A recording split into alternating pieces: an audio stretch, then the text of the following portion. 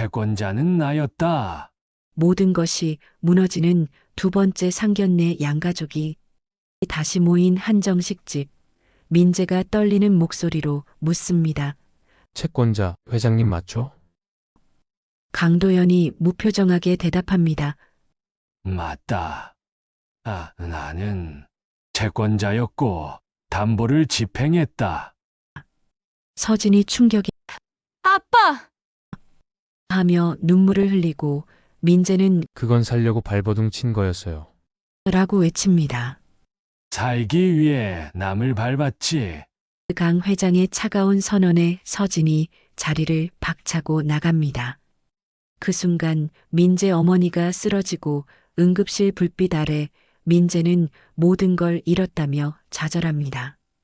오늘 사연 시작하기 전에 무료로 하실 수 있는 구독과 좋아요 꼭 눌러주시면 영상 제작에 큰 격려가 됩니다. 건강하시고 좋은 하루 되세요.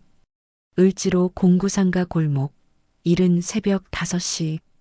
노후한 다세대 옥탑방 창문 사이로 차가운 겨울바람이 스며듭니다. 최민재는 낡은 이불을 걷어내고 조심스럽게 일어섭니다. 아버지 최성표가 작은 방에서 가래 끓는 소리를 내며 잠들어 있기 때문입니다.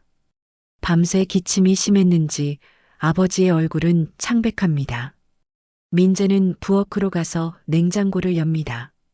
김치 한 통, 계란 3개, 그리고 어머니가 남겨둔 밑반찬이 전부입니다.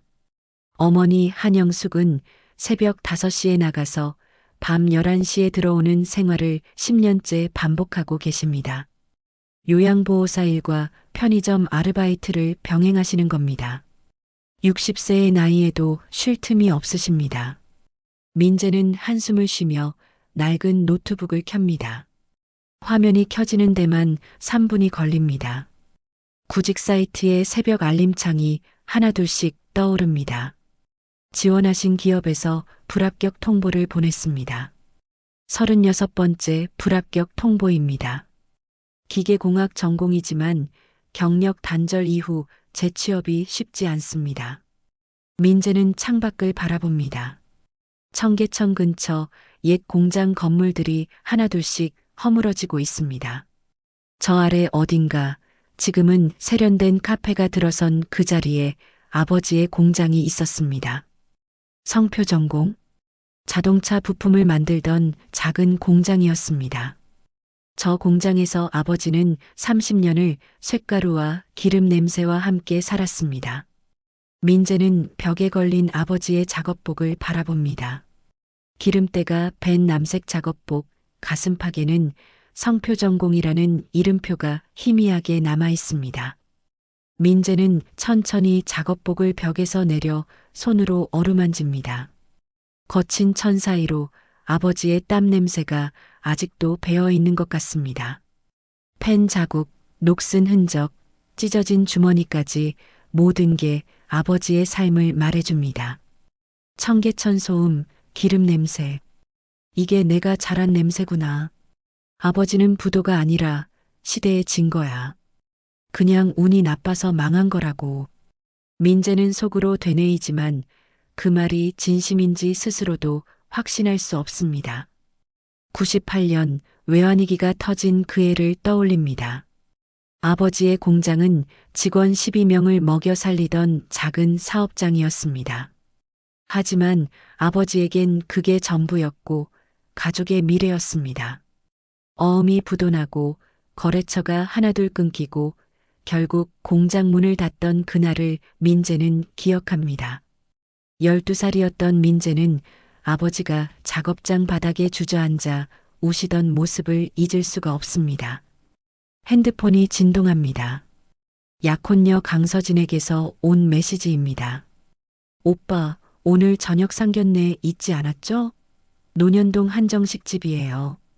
우리 아버지 말씀이 좀 직설적이실 수 있는데 사람은 정말 따뜻하세요.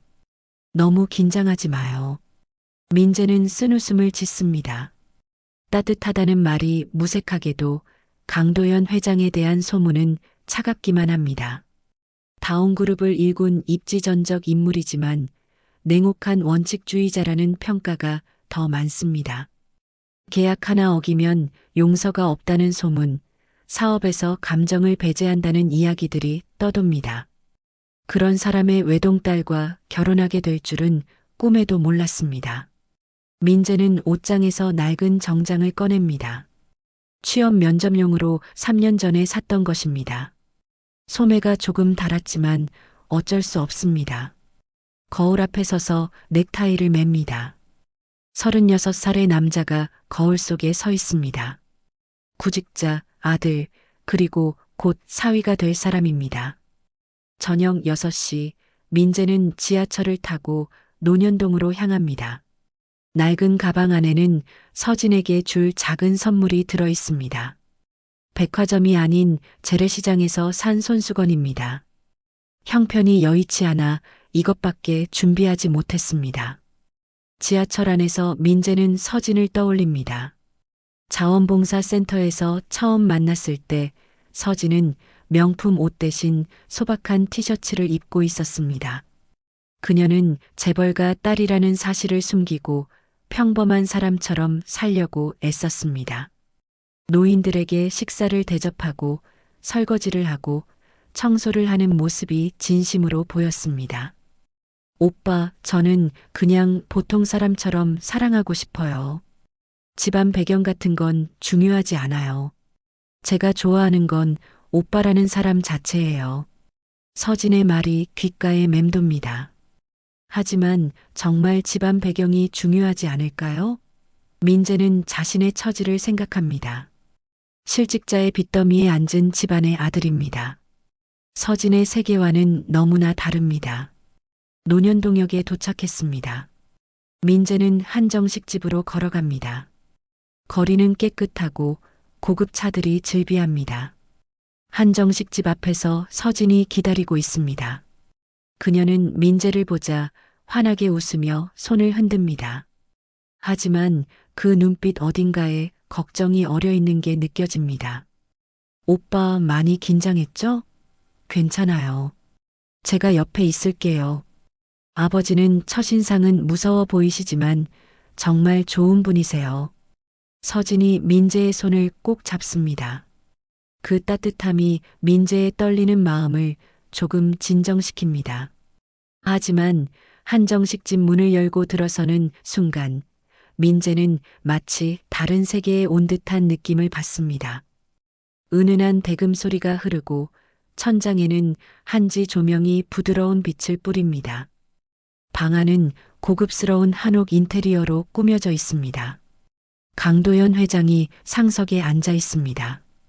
60대 중반이지만 허리는 곱고 눈빛만큼은 칼처럼 날카롭습니다. 그 옆에는 우아한 미소를 띤 부인이 단정하게 앉아 있습니다. 늦지 않게 오셨군요. 앉으시죠, 최군. 강 회장의 목소리는 낮고 무겁습니다. 권위가 배어 있지만 위압적이지는 않습니다. 민재는 깊게 인사를 하고 서진 옆자리에 앉습니다. 수라상이 차려지기 시작합니다. 각종 나물, 구이, 찜, 전이 정갈하게 놓입니다. 음식 냄새가 코끝을 자극하지만 민재는 입맛이 없습니다. 강 회장의 시선이 자신을 꿰뚫는 것 같기 때문입니다. 최군, 지금 하시는 일이 무엇입니까? 현재는 구직 중입니다, 회장님. 전공은 무엇이었습니까? 기계공학을 전공했습니다만. 강 회장은 고개를 끄덕이며 찻잔을 듭니다. 하지만 그 표정에서 어떤 감정도 읽을 수 없습니다. 식사가 진행되는 동안 대화는 겉도는 느낌입니다. 서진이 애써 분위기를 띄우려고 이런저런 이야기를 꺼내지만 쉽지 않습니다. 민재는 수저를 들었다 놓았다를 반복합니다. 직설이 칼이지만 정직도 칼이야. 난 거짓말 못해. 솔직하게 대답하는 수밖에. 민재는 속으로 다짐합니다. 그 순간 강 회장이 수저를 내려놓습니다. 식탁 위의 모든 소리가 멈춥니다. 대금 소리마저 잦아드는 것 같습니다. 강 회장은 민재를 똑바로 바라보며 천천히 입을 엽니다. 최군, 한 가지 궁금한 게 있습니다. 네, 말씀하십시오, 회장님. 당신 아버지 사업은 왜 망했습니까? 순간 시간이 멈춘 것 같습니다. 민재의 손이 떨립니다. 서진의 얼굴이 굳습니다. 식탁 위의 공기가 차갑게 식어갑니다. 당신 아버지 사업은 왜 망했습니까? 강 회장의 질문에 민재는 목이 메입니다. 찻잔을 든 손이 미세하게 떨립니다. 서진이 민재의 손을 살짝 잡아줍니다. 하지만 강 회장의 시선은 여전히 날카롭게 민재를 향해 있습니다. 그것이 98년 외환위기 이후 어음이 막히고 주거래처 납품이 끊겼습니다. 민재는 최대한 침착하게 대답합니다. 아버지가 들려주셨던 이야기를 떠올립니다.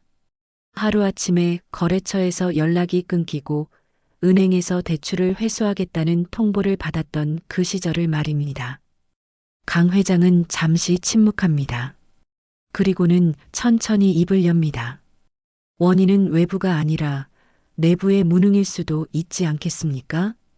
그 말에 민재의 가슴이 철렁 내려앉습니다. 무능? 아버지를 무능하다고 말하는 겁니까? 민재는 참으려고 애씁니다. 하지만 손에 힘이 들어가는 걸 느낍니다. 아버지는 무능하지 않으셨습니다. 시대 탓만 할 수는 없지 않습니까? 같은 시기에도 살아남은 기업들이 있었으니까요. 강 회장의 목소리는 여전히 차분합니다.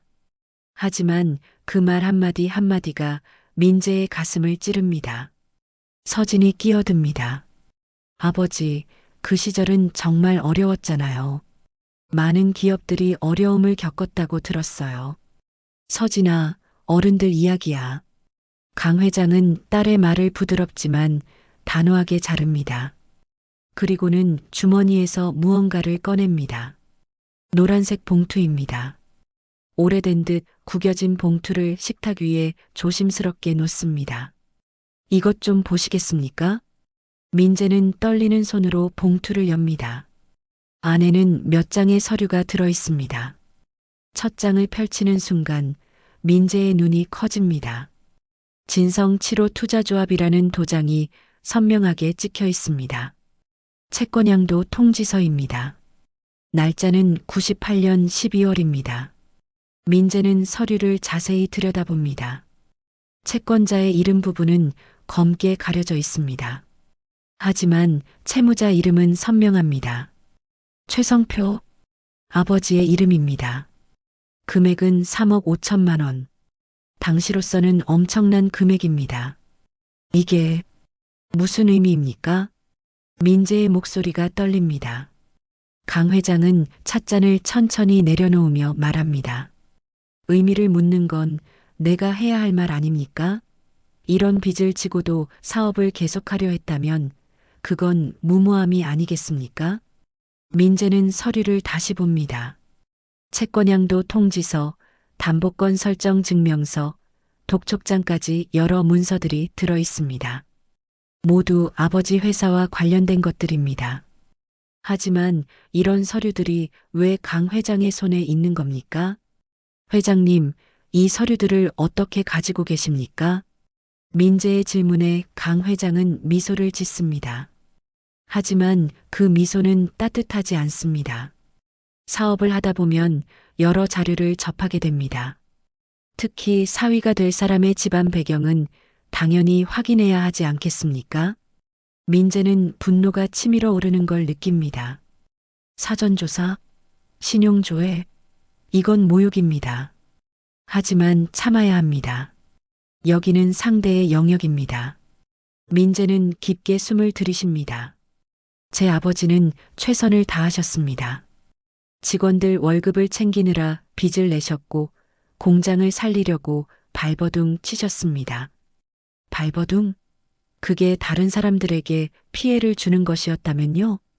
강 회장의 말에 민재는 할 말을 잃습니다. 서진이 아버지의 팔을 잡습니다. 아버지, 이제 그만하세요. 오늘은 좋은 날이잖아요. 서진아, 결혼은 두 사람만의 문제가 아니야. 가문과 가문의 결합이지. 강 회장은 단호합니다.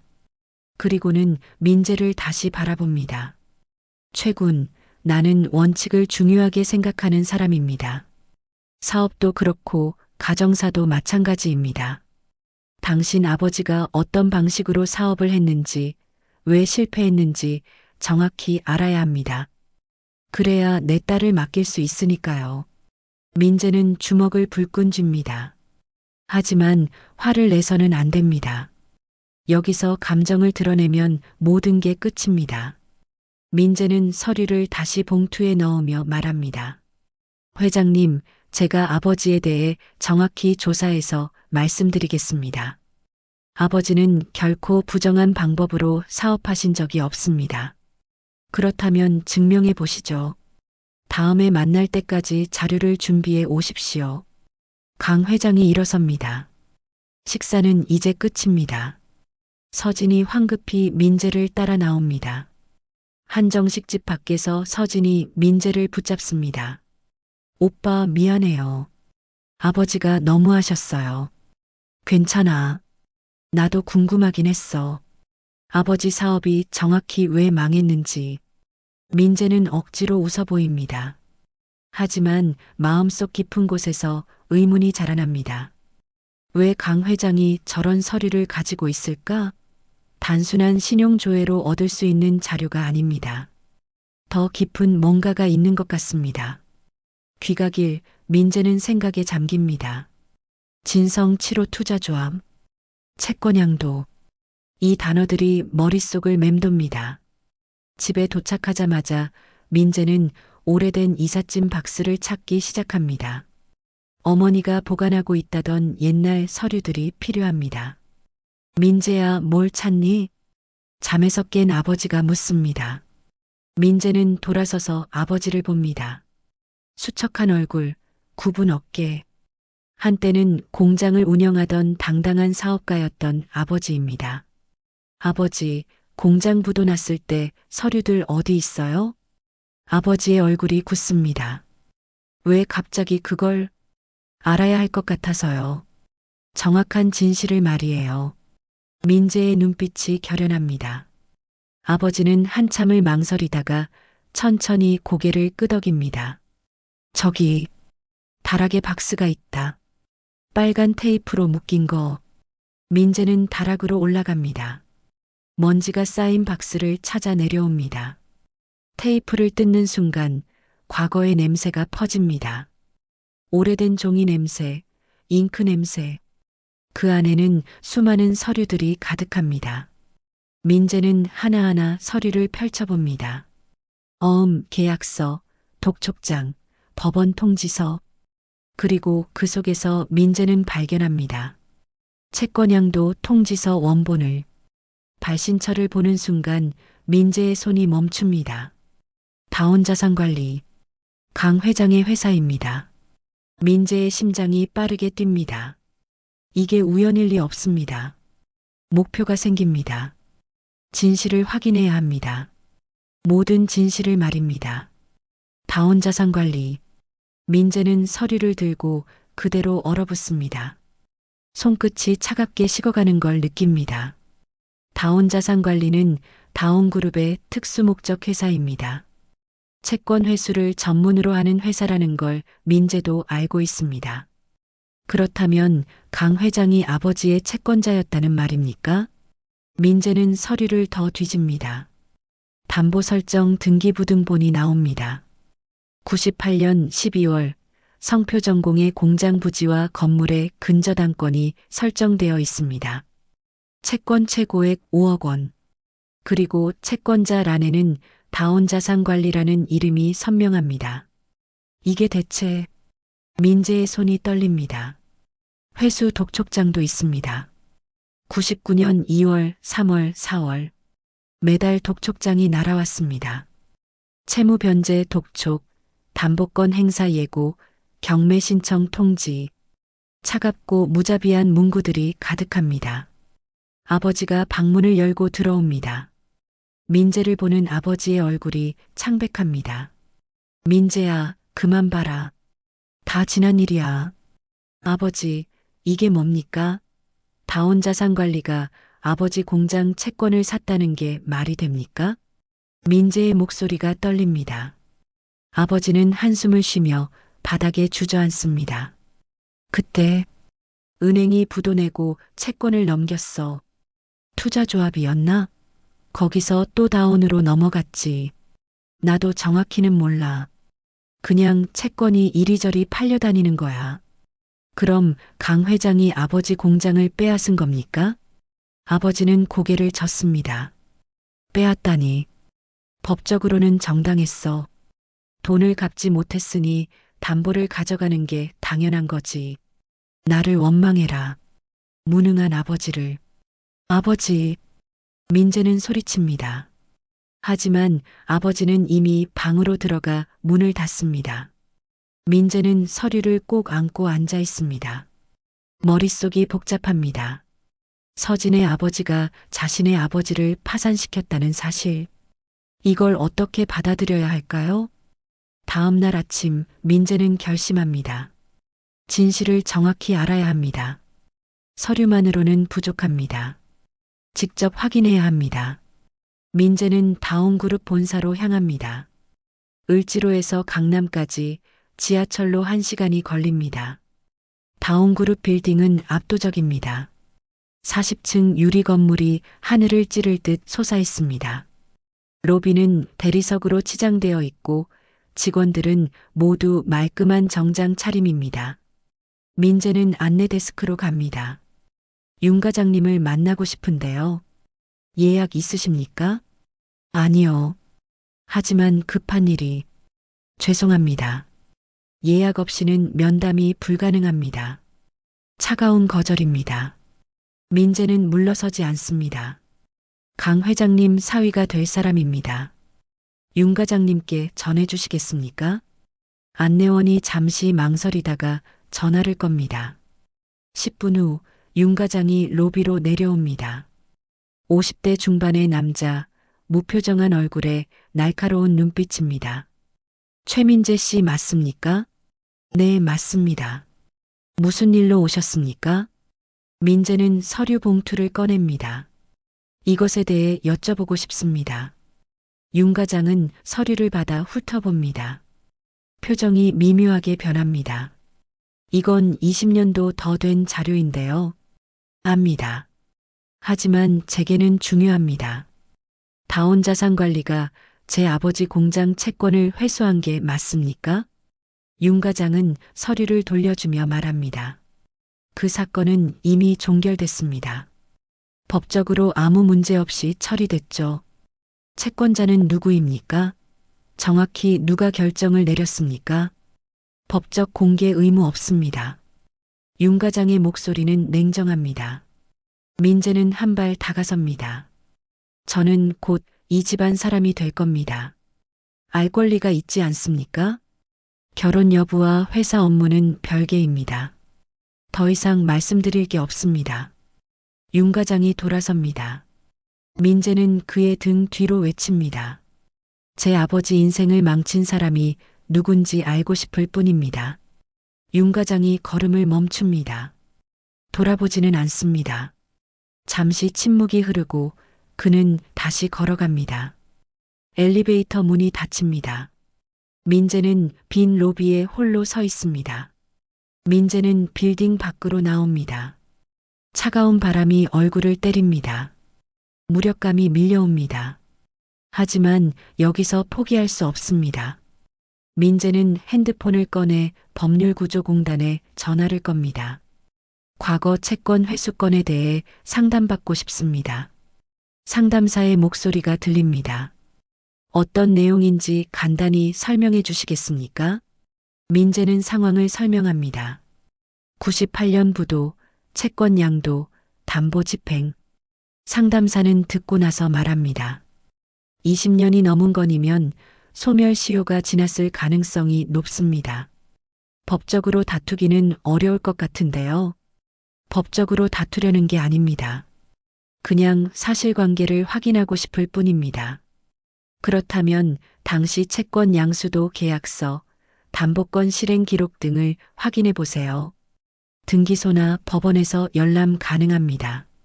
민재는 전화를 끊고 다음 행선지를 정합니다. 등기소입니다. 하지만 그 전에 한 곳 더 들러야 할 때가 있습니다.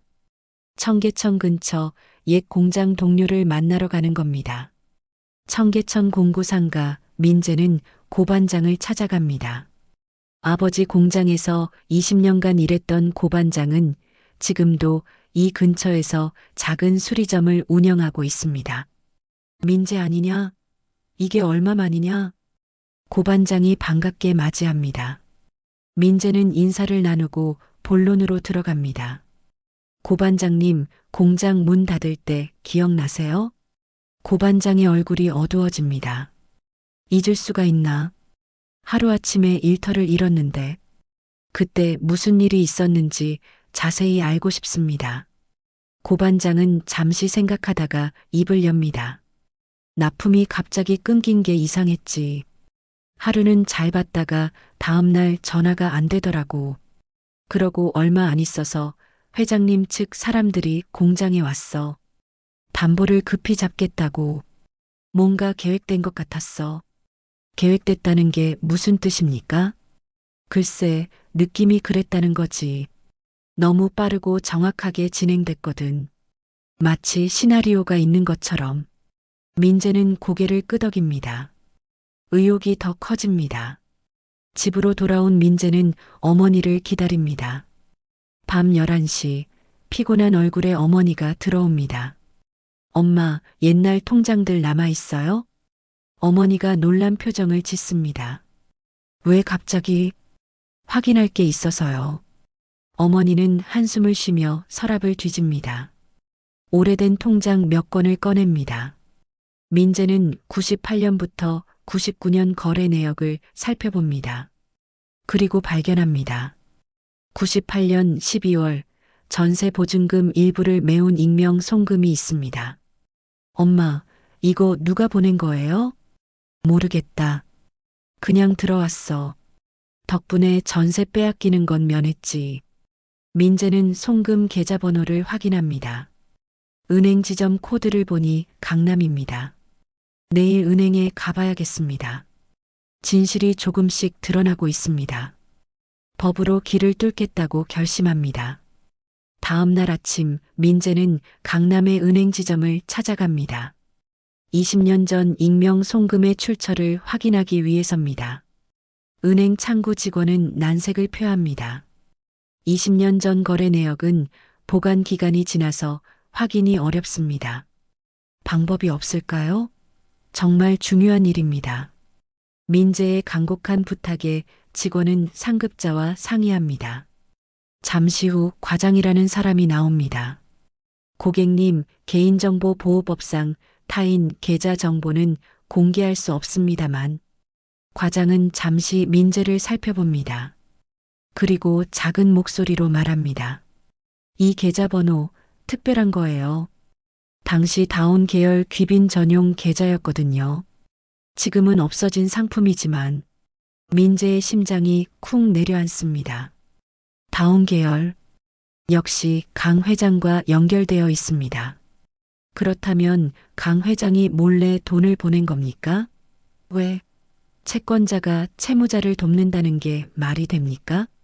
확실합니까? 네, 당시 귀빈 관리 담당이었거든요. 이 번호 대역은 확실히 다운 전용이었어요. 민재는 은행을 나서며 혼란스러워합니다.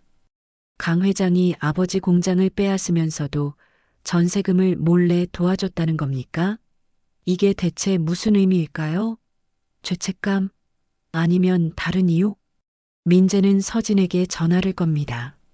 목소리를 들으니 조금 마음이 진정됩니다. 오빠 어제 아버지 때문에 미안했어요. 제가 아버지한테 단단히 말씀드렸어요. 서진아, 너희 아버지. 우리 아버지 공장 채권 회수한 거 알고 있었니? 전화기 너머로 침묵이 흐릅니다. 서진의 숨소리만 들립니다. 몰랐어요. 정말 몰랐어요. 아버지가 그런 일을 했다니. 서진의 목소리가 떨립니다. 민재는 한숨을 쉽니다. 미안해. 너를 의심한 게 아니야. 그냥 혼란스러워서. 오빠, 우리 만나요. 얘기 좀 해요. 민재는 서진을 만나러 갑니다. 카페에서 마주 앉은 두 사람, 서진의 눈은 붉게 부어 있습니다. 아버지께 물어봤어요. 인정하시더라고요. 채권 회수한 거, 그게 다야? 네. 더 이상은 말씀 안 하시더라고요. 그냥 합법적이었다고만. 민재는 서진의 손을 잡습니다. 서진아, 미안해. 내 잘못이 아닌데 내가 괴로워하게 만들었네. 아니에요. 제가 미안해요. 우리 아버지가. 두 사람은 한참을 말없이 앉아 있습니다. 사랑하는 사람 사이에 가족의 과거가 벽이 되어 서 있습니다. 민재는 결심합니다. 진실을 밝혀야 합니다. 모든 진실을 말입니다. 며칠 후 민재는 옛 공장 동료들을 더 찾아다닙니다. 당시 격리를 담당했던 박 씨를 만납니다. 지금은 작은 회계 사무실을 운영하는 박 씨는 민재를 보자 반갑게 맞이합니다. 사장님 아드님 아니십니까? 어쩐 일이세요? 박 씨, 공장 부도날 때 회계장부 기억나세요? 박 씨의 얼굴이 굳습니다. 그때 일은 떠올리기 싫습니다. 부탁입니다. 아버지가 정말 부정을 저질렀는지 알고 싶어요. 박 씨는 한참을 망설이다가 입을 엽니다. 부정이라. 어음을 돌린 건 사실입니다. 하지만 그건 직원들 월급 주려고 한 거였어요. 사장님은 마지막까지 우리를 챙기셨죠. 그럼 횡령이나 배임은? 절대 아닙니다. 오히려 사장님 개인 돈까지 회사에 넣으셨어요. 집 담보까지 잡히셨잖아요. 민재는 고개를 끄덕입니다. 아버지는 무능했을지언정 부정직하지는 않았습니다. 하지만 왜 강 회장은 아버지를 무능하다고 몰아갔을까요? 민재는 집으로 돌아와 다시 서류를 정리합니다. 채권 양도 과정, 담보 집행 절차, 모든 걸 시간순으로 배열합니다. 그리고 이상한 점을 발견합니다. 납품이 끊긴 시점과 채권이 양도된 시점이 너무 가깝습니다. 마치 계획된 것처럼 말입니다. 밤늦게 어머니가 들어옵니다. 민재는 어머니에게 물어봅니다. 엄마, 아버지가 마지막까지 뭐 하셨어요? 어머니는 피곤한 얼굴로 앉으며 말합니다. 직원들 월급 챙기시느라 이리저리 뛰어다니셨지. 은행도 가고 거래처도 찾아다니고. 그럼 회계 부정 같은 건? 부정? 무슨 소리냐? 내 아버지가 그럴 뿐이 아니잖니. 어머니가 화를 냅니다. 민재는 조심스럽게 말합니다. 강 회장이 그렇게 말했어요. 어머니의 얼굴이 일그러집니다. 그 사람이, 내 장인 어른이 될 사람이 그런 말을 했다고? 네. 그래서 확인하는 거예요. 어머니는 한참을 침묵하다가 입을 엽니다. 민재야, 내 아버지는 마지막까지 직원들 생각하셨어. 부정? 있었다면 살리려는 죄였을 거야. 사람을 살리려다가 법을 어긴 거지. 민재는 어머니의 말을 곱씹습니다. 그렇다면 아버지는 희생자입니까? 아니면 가해자입니까? 법과 도덕 사이 어딘가에 진실이 있는 것 같습니다. 다음 날 민재는 다시 다온그룹을 찾아갑니다. 이번엔 정문이 아닌 지하 주차장으로 들어갑니다. 윤 과장을 기다립니다. 퇴근 시간 윤 과장이 차를 타려는 순간 민재가 나타납니다. 과장님, 윤 과장이 놀라며 돌아봅니다. 최민재 씨? 어떻게 여기를? 과장님, 부탁입니다. 진실을 알려주세요. 민재는 무릎을 꿇습니다. 윤 과장이 당황하며 민재를 일으킵니다. 뭐 하는 겁니까?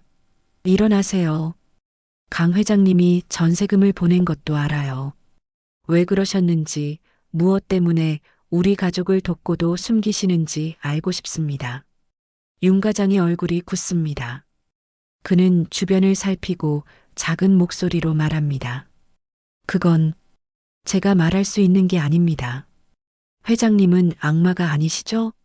전세금, 익명송금, 죄책감의 흔적 아닙니까? 윤 과장은 한참을 망설입니다. 그리고 차 안에서 서류 하나를 꺼냅니다. 이건 당시 내부준법감사 메모 사본입니다. 공식 문서는 아니에요. 민재는 떨리는 손으로 봤습니다. 메모에는 이렇게 적혀 있습니다. 채권 회수 및 담보 집행 절차는 법적으로 정당함. 다만 도덕적 해이 우려, 사회적 명분 고려 필요. 이게 무슨 뜻입니까? 법적으론 문제 없었지만 윤리적으론 그렇다는 겁니다. 윤 과장은 차에 오르며 말합니다. 더 이상은 제가 도울 수 없습니다. 그리고 조심하세요. 회장님을 너무 밀어붙이면 딸까지 다칠 수 있습니다. 차가 떠나갑니다. 민재는 메모를 꼭 쥡니다. 반격의 실마리가 생겼습니다. 이제 숨길수록 서진이 다칠 겁니다. 사실을 기록해야 합니다. 모든 사실을 말입니다. 민재는 집으로 돌아와 책상 앞에 앉습니다. 윤 과장에게 받은 내부준법감사 메모를 펼쳐놓고 한참을 바라봅니다. 법적으로 정당함. 다만 도덕적 해이 우려. 이 한 줄이 모든 걸 말해줍니다. 강 회장은 법의 테두리 안에서 움직였지만 양심의 가책은 있었다는 뜻입니다. 민재는 노트북을 켜고 모든 자료를 정리하기 시작합니다.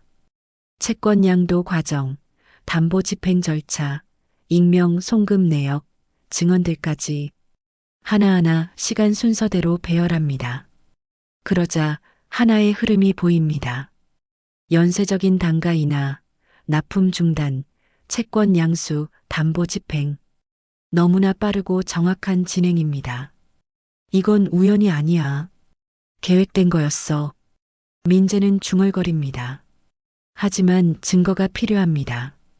추측만으로는 부족합니다. 민재는 공정거래위원회 자료를 검색합니다. 98년 당시 자동차 부품업계 현황을 찾아봅니다. 그리고 발견합니다. 다온그룹 계열사가 대규모 단가 인하를 단행했다는 기록을 말입니다. 역시 민재는 더 파고듭니다. 금융감독원 공시자료, 등기부등본, 법원 경매 기록까지 모두 확인합니다. 그리고 도식화합니다. 단가 인하로 중소업체들을 압박하고 부도가 나면 채권을 헐값에 사들이고 담보를 집행해 부동산을 확보하는 구조입니다. 민재는 서진에게 전화를 걸려다가 멈춥니다. 아직은 때가 아닙니다. 확실한 증거를 모은 후에 말해야 합니다. 대신 다시 윤 과장을 찾아가기로 합니다. 사흘 후 민재는 윤 과장의 퇴근길을 기다립니다. 이번에는 주차장이 아닌 회사 앞 카페에서 기다립니다. 윤 과장이 나타나자 민재가 다가갑니다. 과장님, 잠깐만 시간 내주실 수 있습니까? 윤 과장은 난처한 표정을 짓습니다. 또 무슨 일입니까? 제가 조사한 걸 보여드리고 싶습니다. 민재는 노트북을 꺼내 정리한 자료를 보여줍니다. 윤 과장의 얼굴이 점점 굳어갑니다. 이걸 어떻게 공개된 자료들입니다. 다만 연결해서 본 사람이 없었을 뿐이죠. 윤 과장은 한참을 화면을 바라보다가 한숨을 쉽니다. 최군, 이걸 왜 제게 보여주는 겁니까? 과장님은 양심이 있으신 분이니까요. 전세금을 몰래 보내신 것도 과장님 아닙니까? 윤 과장이 깜짝 놀랍니다. 어떻게 알았습니까? 회장님 명령이었겠지만 실무는 과장님이 하셨을 겁니다. 윤 과장은 더 이상 부인하지 않습니다. 그는 커피를 한 모금 마시고 말합니다. 그때 회장님께서 괴로워하셨습니다. 법적으론 문제없지만 양심에 걸린다고. 그래서 익명으로라도 도우라고 하셨죠. 하지만 왜 숨기셨습니까? 당당하게 도우시면 되잖아요. 강 회장님은 원칙의 사람입니다. 한번 내린 결정을 번복하지 않으시죠. 채권 회수를 결정하셨으니 끝까지 밀어붙이는 겁니다. 다만 개인적으로 도운 거죠. 민재는 고개를 끄덕입니다. 이제 퍼즐이 맞춰집니다. 강 회장은 냉혹한 사업가이지만 완전히 무자비하지는 않았습니다. 하지만 그 죄책감을 숨긴 것이 문제입니다. 과장님, 회장님께 전해주세요. 숨길수록 따님이 다친다고. 사실을 인정하시는 게 모두를 위한 길이라고. 윤 과장은 난처한 표정으로 고개를 젓습니다. 제가 감히 회장님께 그런 말을 할 수 없습니다. 그럼 제가 직접 말씀드리겠습니다. 민재는 일어섭니다. 윤 과장이 급히 붙잡습니다. 잠깐만요. 회장님을 직접 대면하는 건 위험합니다. 지금 회장님은 서진이를 위해서라도 해야 합니다. 민재는 카페를 나섭니다. 윤 과장은 그 뒷모습을 바라보며 한숨을 쉽니다. 그리고 조용히 휴대폰을 꺼내 누군가에게 전화를 겁니다. 회장님, 저 윤입니다. 최민재 씨가 많은 걸 알아낸 것 같습니다. 곧 회장님을 찾아갈 것 같습니다. 전화 너머로 강 회장의 낮은 목소리가 들립니다. 알았네. 상견례를 다시 하지. 이번엔 제대로 끝을 보도록. 일주일 후 민재는 서진에게서 연락을 받습니다. 오빠 아버지께서 다시 만나자고 하세요. 양가 상견례를 다시 하자고. 민재는 예상했다는 듯 대답합니다. 알았어. 언제지? 이번 주 토요일이요. 같은 한정식 집에서요. 좋아. 나도 할 말이 있어. 토요일 저녁 민재는 부모님과 함께 한정식 집으로 향합니다. 아버지는 불안한 표정이고 어머니는 긴장한 얼굴입니다. 민재야, 괜찮겠니? 너무 무리하지 마라. 아버지가 걱정합니다. 민재는 아버지의 손을 꼭 잡습니다. 괜찮아요. 진실을 말하면 되니까요.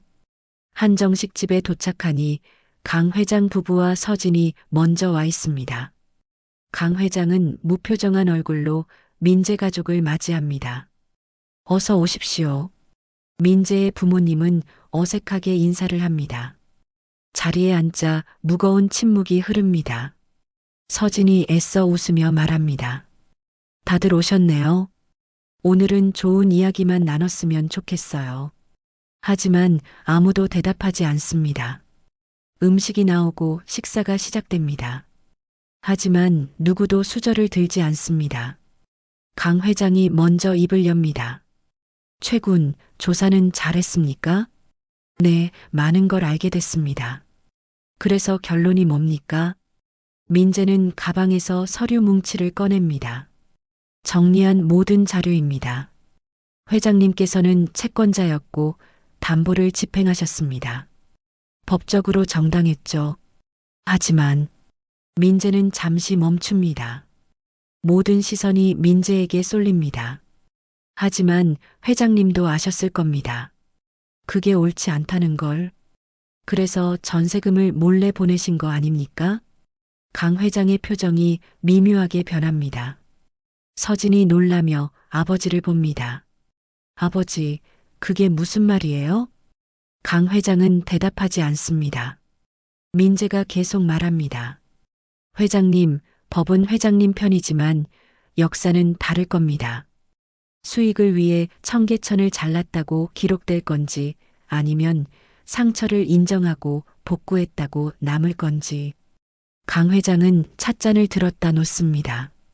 그의 손이 미세하게 떨립니다. 서진이 아버지의 팔을 잡습니다.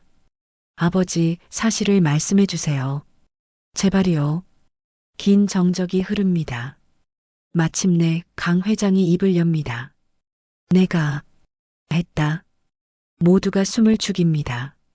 강 회장은 계속 말합니다. 채권자가 나였고 담보를 집행한 것도 나다. 전세금을 보낸 것도 나고. 서진의 눈에 눈물이 맺힙니다. 왜 그러셨어요? 사업이었다. 합법적이었고 수익이 났다. 하지만 강 회장의 목소리가 흔들립니다. 하지만 밤마다 괴로웠다. 그래서 혼사를 망설였던 거다. 민재의 어머니가 갑자기 일어섭니다. 회장님, 사과 한마디면 됩니다. 법이 아닌 마음으로. 그 순간 어머니가 비틀거립니다. 민재가 급히 붙잡습니다. 엄마. 어머니가 쓰러집니다. 응급차가 불립니다. 민재는 어머니를 안고 병원으로 달려갑니다. 모든 것이 무너지는 순간입니다. 응급실의 차가운 형광등 불빛이 민재의 얼굴을 비춥니다. 의사들이 분주하게 움직이고 간호사들이 바쁘게 뛰어다닙니다. 민재는 응급실 문 앞에서 초조하게 서성입니다. 아버지는 의자에 앉아 고개를 떨구고 계십니다. 과로와 스트레스로 인한 실신입니다. 혈압도 많이 올라가 있고요. 당분간 안정이 필요합니다. 의사의 말에 민재는 안도의 한숨을 쉽니다. 다행히 큰 문제는 아닙니다. 하지만 마음은 무겁습니다. 어머니가 이렇게까지 힘들어 하신 줄 몰랐습니다. 아들아, 미안하다. 내가 무능해서. 아버지가 떨리는 목소리로 말합니다. 민재는 아버지 옆에 앉습니다. 아버지 잘못이 아니에요. 아니다. 내가 사업을 잘했다면 내 어머니가 이렇게 고생할 일도 없었을 텐데. 아버지의 눈에 눈물이 맺힙니다. 민재는 아버지의 어깨를 감싸 안습니다. 두 사람은 말없이 앉아 있습니다. 얼마나 시간이 흘렀을까 서진이 뛰어옵니다. 오빠, 어머니는 괜찮으세요? 괜찮아. 많이 놀랐지? 서진은 숨을 몰아쉬며 민재를 안습니다. 그리고 민재 아버지께 깊게 고개 숙입니다. 아버님, 정말 죄송합니다. 저희 아버지가. 아니야. 내 잘못이 아니야, 서진아. 민재 아버지가 서진을 일으킵니다. 서진의 눈에도 눈물이 가득합니다. 세 사람은 응급실 복도에서 어색한 침묵 속에 서 있습니다. 아버지는 오셨어요? 민재가 묻습니다. 서진은 고개를 젓습니다. 집으로 가셨어요.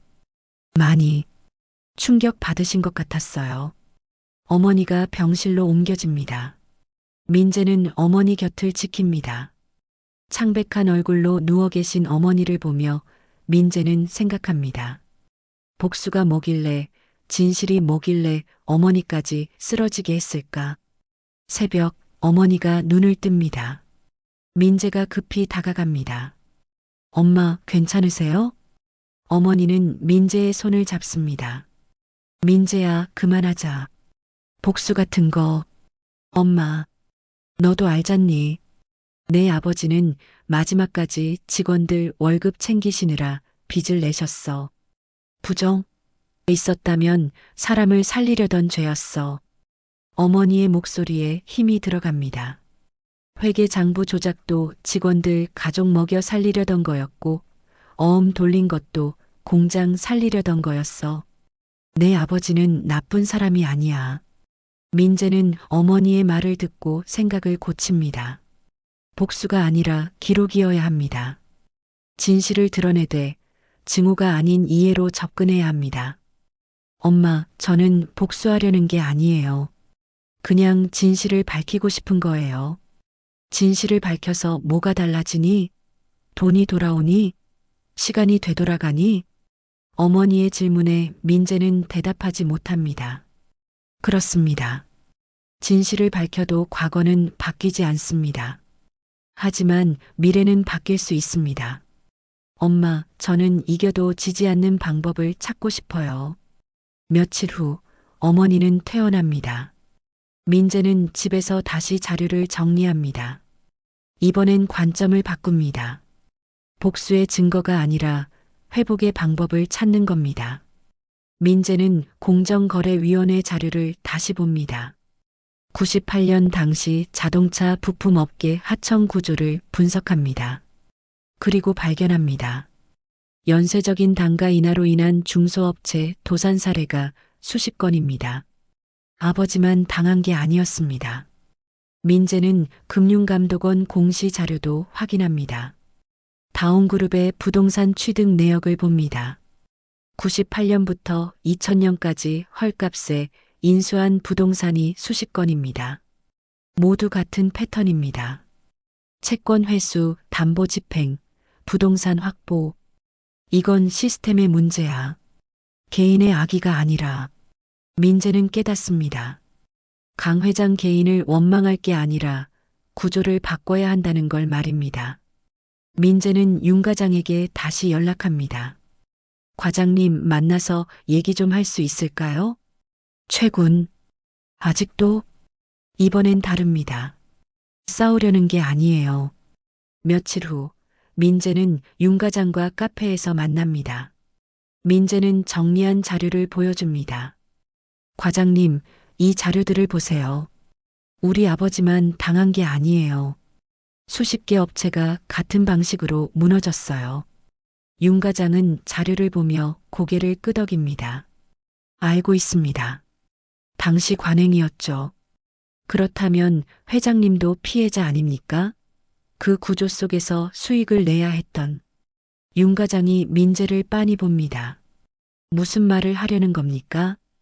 회장님께서 진심으로 사과하시고 피해 회복을 위한 기금을 만드시면 어떨까요? 법적 책임이 아니라 도덕적 책임으로요. 윤 과장은 잠시 생각하다가 말합니다. 회장님이 받아들일까요? 딸을 위해서라도 하셔야 합니다. 서진이가 제일 힘들어하고 있어요. 윤 과장은 한숨을 쉽니다. 회장님께 전달은 하겠습니다만 장담은 못하겠군요. 일주일 후 민재는 서진을 만납니다. 서진은 많이 수척해져 있습니다. 오빠 아버지께서 매일 밤 술을 드세요. 처음 보는 모습이에요. 많이 괴로우신가 봐. 우리 어떻게 되는 거죠? 서진의 목소리가 떨립니다. 민재는 서진의 손을 잡습니다. 서진아, 나는 너를 사랑해. 내 아버지를 용서할 수 있어. 하지만 진실은 인정받아야 해. 오빠 말이 맞아요. 저도 아버지께 계속 말씀드렸어요. 솔직하게 인정하시라고. 두 사람은 오랜만에 편안하게 대화를 나눕니다. 사랑하는 사람과 함께 있으니 마음이 조금 가벼워집니다. 그날 밤 민재는 마지막 조사를 합니다. 등기소에서 아버지 공장 부지의 현재 소유자를 확인합니다. 그리고 놀랍니다. 현재 소유자는 다온그룹이 아닙니다.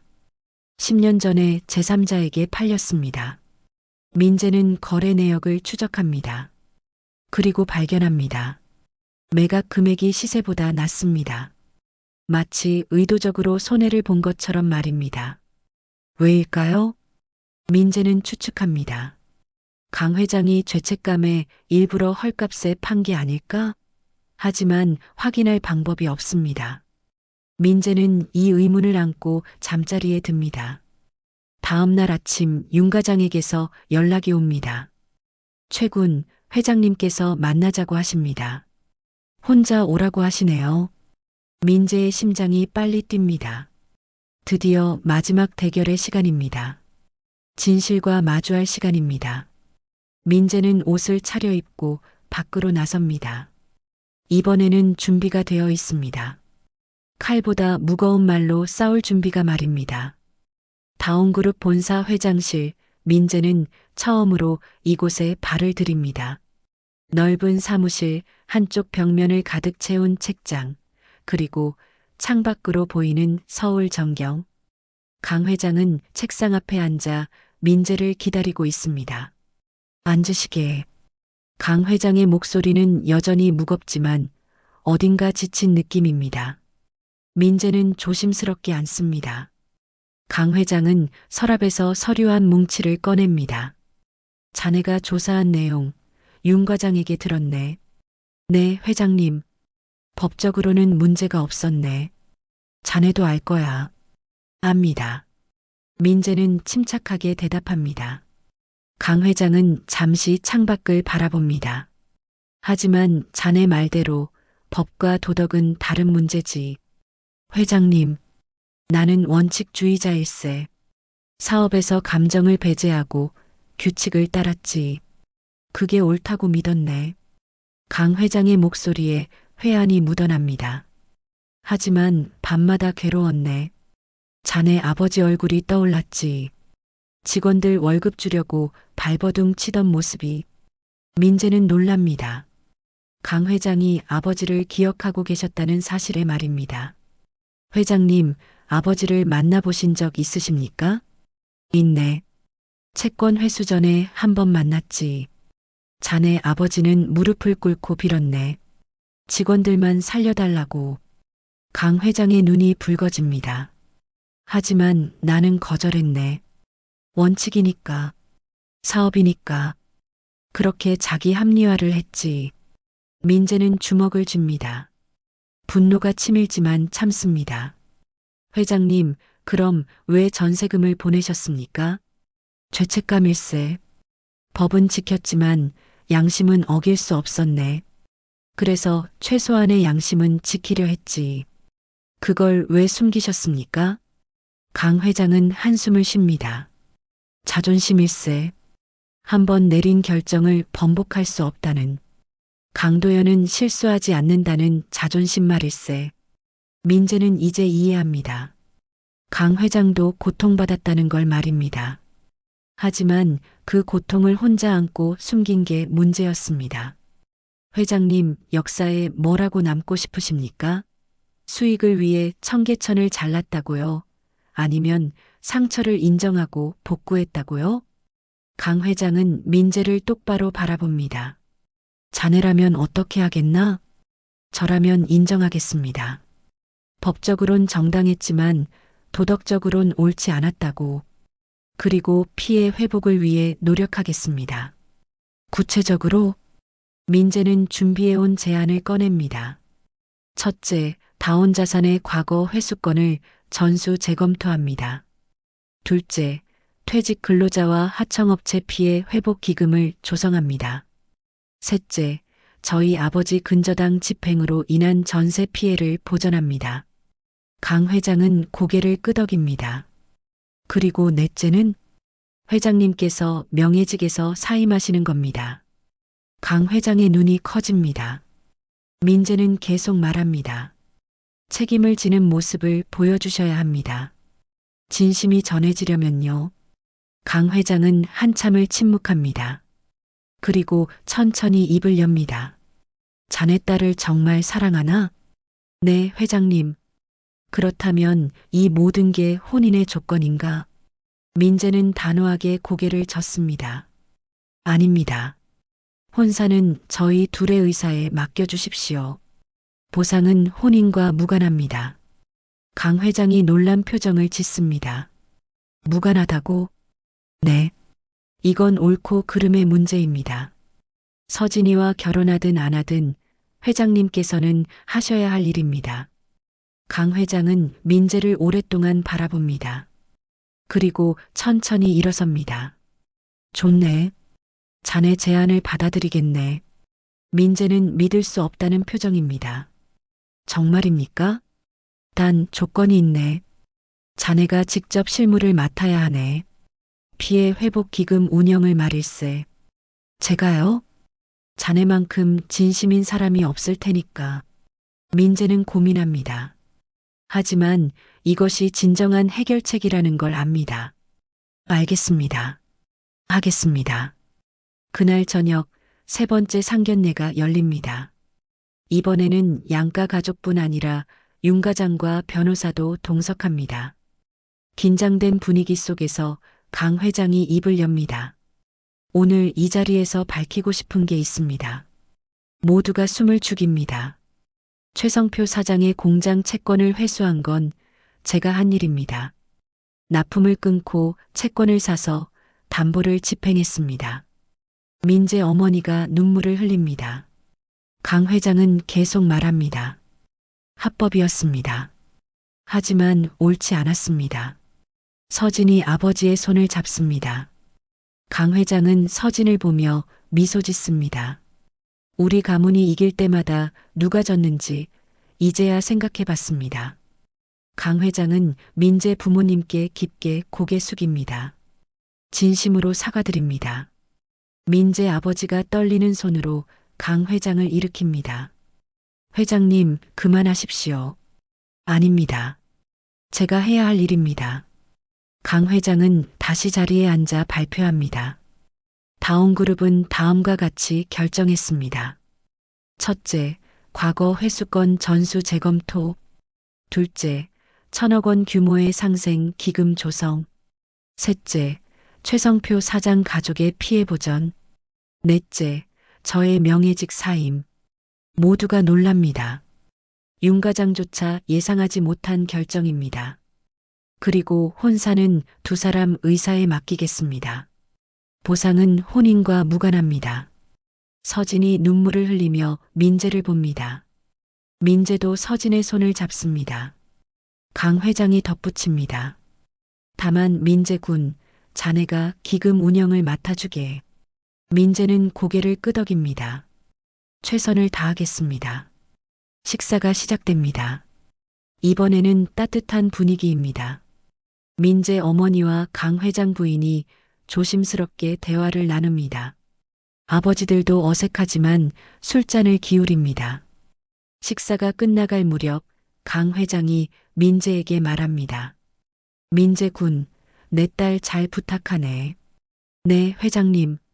그리고 자네 아버지께 전해주게. 미안하다고. 너무 늦었지만. 민재는 아버지를 봅니다. 아버지는 눈물을 닦으며 고개를 끄덕입니다. 용서입니다.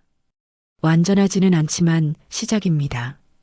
그날 밤 민재와 서진은 함께 청계천을 걷습니다. 오빠 정말 고마워요. 우리 아버지를 용서해줘서. 나도 고마워. 내가 옆에 있어줘서. 두 사람은 손을 잡고 걷습니다. 청계천 물소리가 평화롭게 들립니다. 칼보다 무거운 말이 세상을 바꿨습니다. 봄이 왔습니다. 청계천 근처 빈 공장터에 새로운 간판이 걸립니다. 성표전공 리빌드. 민재는 사다리에 올라가 간판을 고정하며 미소 짓습니다.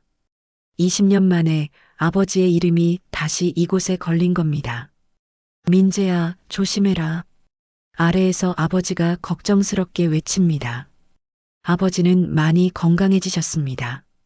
요양 덕분에 기침도 줄었고 얼굴에도 생기가 돕니다. 무엇보다 눈빛이 살아있습니다. 아버지, 어때요? 간판 멋지죠? 그래, 아주 좋다. 아버지의 목소리가 떨립니다. 감격스러운 표정입니다. 민재는 사다리에서 내려와 아버지와 함께 간판을 바라봅니다. 작지만 의미 있는 시작입니다. 공방 안으로 들어갑니다. 새 기계들이 놓여 있고 작업대가 정리되어 있습니다. 다온그룹의 지원금으로 마련한 것들입니다. 민재는 공구함을 열어 아버지께 공구를 하나 건넵니다. 아버지, 이제 다시 시작하시는 거예요. 고맙다, 아들. 아버지는 공구를 받아들며 눈물을 글썽입니다. 20년 만에 다시 잡는 공구입니다. 손에 익은 무게감이 그리웠습니다. 그때 문이 열리며 강 회장이 들어옵니다. 정장이 아닌 편한 옷차림입니다. 명예직에서 물러난 후 처음 보는 모습입니다. 안녕하십니까, 회장님. 민재가 인사합니다. 강 회장은 공방을 둘러봅니다. 잘 꾸몄군요. 다 회장님 덕분입니다. 강 회장은 민재 아버지에게 다가갑니다. 두 사람은 잠시 마주봅니다. 그리고 강 회장이 손을 내밉니다. 최 사장님, 제가 공구 좀 들어봐도 될까요? 아버지는 놀라며 공구를 건넵니다. 강 회장은 공구를 들어보고는 고개를 끄덕입니다. 무겁군요. 민재가 담담하게 말합니다. 가벼운 공구로 만든 무거운 삶이니까요. 강 회장은 공구를 내려놓으며 씁쓸하게 웃습니다. 그리고 작업복이 걸린 벽을 봅니다. 아버지의 낡은 작업복입니다.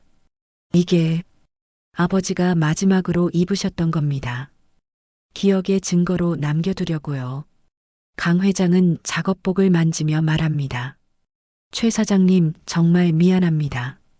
늦었지만 아버지는 고개를 끄덕입니다. 됐습니다. 이제 앞만 보겠습니다. 두 사람은 악수를 나눕니다. 용서와 화해의 순간입니다. 민재는 그 모습을 바라보며 뭉클해집니다. 며칠 후 다온그룹 본사에서 기자회견이 열립니다. 강 회장이 마이크 앞에 섭니다. 다온그룹은 하청 상생기금 1,000억 원을 조성했습니다. 과거 피해를 입은 중소업체 지원과 공정거래, 문화정착을 위해 사용될 것입니다. 기자들이 질문을 쏟아냅니다. 회장님, 이번 결정의 배경은 무엇입니까? 강 회장은 잠시 망설이다가 대답합니다. 과거를 반성하고 미래를 책임지기 위해서입니다. 뉴스에는 다온그룹, 하청 상생기금 1,000억 조성 자막이 흐릅니다. 윤 과장은 사무실에서 조용히 서류철을 닫습니다. 기록은 지울 수 있어도 책임은 남는구나. 오늘처럼 윤 과장은 속으로 중얼거립니다. 그리고 미소 짓습니다. 드디어 짐을 내려놓은 것 같습니다. 어느 토요일 오후 민재와 서진은 공방 앞에서 김밥을 펼칩니다. 소풍을 온 것처럼 돗자리를 깔고 앉습니다. 상견례 다시 하자. 메뉴는 김밥으로. 서진이 웃으며 말합니다. 민재도 웃습니다. 좋아. 이번엔 편하게. 두 사람은 김밥을 먹으며 미래를 이야기합니다. 결혼 계획, 공방 운영, 기금 관리까지. 할 일이 많지만 행복합니다. 오빠, 우리 언제 결혼할까요? 서두를 필요 없어. 천천히 준비하자. 그래요. 이제 시간이 있으니까. 서진이 민재의 어깨에 기댑니다. 따뜻한 봄바람이 불어옵니다. 청계천 물소리가 평화롭게 들립니다. 석 달 후 민재는 피해 회복 기금 사무실에서 일합니다. 과거 피해를 입은 업체들을 찾아 보상을 진행합니다. 쉽지 않은 일이지만 보람 있습니다. 민재 씨, 이번 달 지원 대상 업체 명단입니다. 직원이 서류를 건넵니다. 민재는 명단을 확인하며 하나하나 전화를 겁니다. 여보세요, 김 사장님? 상생기금 담당 최민재입니다. 전화 너머로 놀라는 목소리가 들립니다. 정말입니까? 지원을 받을 수 있다고요? 네, 당시 피해를 증명할 서류만 있으면 됩니다. 감사합니다. 정말 감사합니다. 민재는 전화를 끊으며 뿌듯해합니다. 이것이 진정한 승리입니다. 누군가를 이기는 게 아니라 함께 일어서는 것 말입니다. 1년 후 가을입니다. 민재와 서진의 결혼식이 열립니다. 작지만 따뜻한 예식장에 가족과 친구들이 모입니다. 강 회장과 민재 아버지는 나란히 앉아 있습니다. 사돈, 우리 애들 잘 어울리죠? 강 회장이 먼저 말을 겁니다. 민재 아버지는 고개를 끄덕입니다. 그러게요. 행복해 보입니다. 최 사장님, 공방은 잘 되고 있습니까? 덕분에 주문이 많이 들어옵니다. 젊은 친구들이 수제 공구를 찾더군요. 두 사람은 편안하게 대화를 나눕니다. 과거의 상처는 아물고 있습니다. 완전히 사라지지는 않았지만 함께 살아갈 수 있게 되었습니다. 신랑 신부 입장 음악이 흐릅니다. 민재와 서진이 손을 잡고 걸어옵니다. 두 사람의 얼굴에는 행복한 미소가 가득합니다. 주례가 말합니다. 사랑은 용서이고 용서는 사랑입니다. 두 분의 사랑이 두 가정을 하나로 만들었습니다. 민재는 서진을 바라봅니다. 서진도 민재를 봅니다. 눈빛만으로 모든 걸 나눕니다. 사랑, 믿음, 희망. 이제 입맞춤하시기 바랍니다. 두 사람은 키스합니다. 하객들이 박수를 칩니다.